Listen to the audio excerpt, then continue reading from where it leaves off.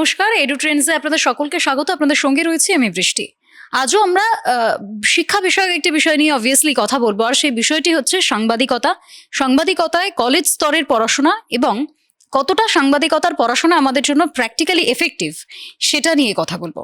আজকে আমার সঙ্গে যিনি রয়েছেন, শেঠ আনন্দরাম জয়পুরিয়া কলেজের সাংবাদিকতা ও গণজ্ঞাপন বিভাগের অধ্যাপক অরূপ রতন আচার্য। স্যার অনেক স্বাগত। স্যার, আমি যেটা শুরুতেই বললাম যে কতটা এফেক্টিভ সিলেবাসটা আমাদের জন্য, কারণ আমরা যারা সাংবাদিকতা পড়েছি, আমি নিজেও পড়েছি, আমাদের সিলেবাসটা খুব ভালো লাগতো, পড়তে খুব ভালো লাগতো, কিন্তু যখন পরবর্তীতে আমরা বাইরে বেরোলাম, আমাদের কাজের জগতে আমরা জুড়লাম, তখন কোথাও গিয়ে আমাদের ফিল হয়েছিল এটা যে সিলেবাসের সাথে প্র্যাকটিক্যালিটিটার অনেকটা পার্থক্য রয়েছে। মানে আমি একজন ছাত্র হিসেবেই বলছি, পার্থক্য একটা রয়েছে। সেটা কোথায় গিয়ে খামতিটা তৈরি করছে সিলেবাসটাকে অনেক বেশি প্র্যাকটিক্যাল করে তোলার জন্য ছাত্রছাত্রীদের ক্ষেত্রে? হ্যাঁ, খুব ভালো প্রশ্ন। দেখুন, যবে থেকে সাংবাদিকতার পঠন পাঠনটা শুরু হয়েছিল একেবারেই গ্র্যাজুয়েশন স্তরে, তখন থেকে শুরু করে আজকের যে সিলেবাসের যে বেশ কয়েকটা পরিবর্তন হয়েছে, মানে সময়ের নিরিখে আর কি, তাতে প্র্যাকটিক্যাল জায়গাটাকে ইদানিংকালে গুরুত্ব দেওয়া কিছুটা হয়েছে। আচ্ছা, কিন্তু আপনি যে জায়গাটা বললেন, থিওরিটিক্যালি যেটা পড়ে এসেছেন, তারপর কাজ করতে এসে যে সমস্যাটা ফেস করেছেন, তার জন্য অবশ্যই প্র্যাকটিক্যাল জায়গাটার গুরুত্বকে আরেকটু বেশি অনুধাবন করে কাজটা এগোতে হবে। এক্ষেত্রে এখনকার সময়ের প্রযুক্তির সঙ্গে চলা, এই যে ব্যাপারটা আজকের সময় যেটা দাবি করছে, যে আর্টিফিশিয়াল ইন্টেলিজেন্সের কথা চারদিকে আলোচনা হচ্ছে, সেটা সাংবাদিকতায় কি প্রভাব ফেলছে এবং সামগ্রিকভাবে সাংবাদিকতাকে এগিয়ে দিতে কি সাহায্য করছে, এটা ভাবা যে হচ্ছে না একেবারে তা নয়, কিন্তু তার পরিমাণ নিশ্চয়ই কম রয়েছে।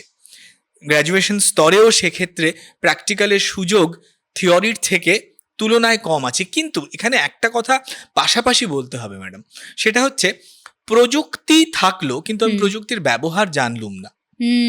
এবার এখানে বুঝতে হবে, প্রযুক্তিকে নিয়ে চলার জন্য যে ট্রেনিংটা দরকার, তার জন্য যে প্রযুক্তি ব্যবহার করার জন্য যে নলেজটা নিতে হবে, সেই নলেজটা নেওয়ার মতো পর্যাপ্ত পরিকাঠামো যদি বলেন, তা কিন্তু বিভিন্ন কলেজগুলোতে, বিশেষত আমাদের যে গভর্নমেন্ট এডেড যে কলেজগুলো রয়েছে, সেই কলেজগুলোতে সেই পরিকাঠামো নেই।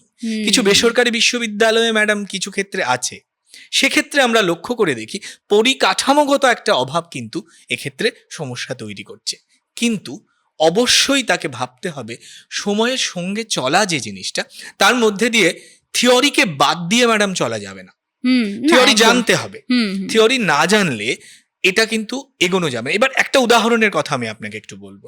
ধরুন, আজকের এই এআই এর যুগে এআই আমাকে লিখে দিয়ে দিচ্ছে, কিন্তু এআই যখন লিখছে সে আমার অনুভবটা জানতে পারছে না। এবার একজন সাংবাদিক যখন তিনি নিজের অনুভবকে নিয়ে ঘটনাটা পর্যবেক্ষণ করবেন, করে যেটা লিখবেন আর এআই যেটা লিখে দেবে, তার মধ্যে বিস্তর ফারাক আছে ম্যাডাম। এটাও ভাবতে হবে। হ্যাঁ, এটা স্বীকার করার যোগ্য। সময় আছে এবং সময় রয়েছে, এটা ভাবতে হবে। সঙ্গে আরেকটি কথা বলবো, সেটা হচ্ছে অনুভবের কথাটা বলছিলাম, যে আমি পরীক্ষণের মধ্যে দিয়ে যখন একটা সংবাদ প্রতিবেদন লিখছি, টেলিভিশনের জন্য হোক বা খবরের কাগজের জন্য হোক, যে প্রতিবেদনটা আমি তৈরি করছি, তখন আমায় মাথায় রাখতে হবে তার কতগুলো টেকনিক্যাল দিক আছে। সেই টেকনিক্যাল দিকগুলোর জন্য আজকে প্রযুক্তি আমাকে সহায়তা করছে। আগে যেটা একেবারেই কাগজে কলমে আমরা বাধ্য ছিলাম, মানে আমাদের আর কোনো অপশন ছিল না, সেক্ষেত্রে আজকে আমাদেরকে এটা ভাবতে হবে। কিন্তু এক্ষেত্রে একটি কথা আমি আমার ব্যক্তিগত অভিজ্ঞতার জায়গা থেকে বলবো, আমি নিজে সাংবাদিকতার ছাত্র, সাংবাদিকতার শিক্ষকতায় রয়েছি এবং আমি একজন অবৈতনিক সাংবাদিক হিসেবেও কিছুটা কাজ করি। ভাষাটাই শেষ কথা ম্যাডাম। একজন সাংবাদিককে জানতে হবে আসলে ভাষা, এবার তারপরে ভাষা প্রয়োগ, কিভাবে আমি ভাষাকে প্রয়োগ করব এবং তার একটা সমালোচনামূলক দৃষ্টিভঙ্গি নিয়ে তাকে কাজ করতে হবে। সমাজকে দেখার জন্য যে সমালোচনামূলক দৃষ্টিভঙ্গি থাকবে, সেখান থেকেই কিন্তু তিনি কাজ করবেন।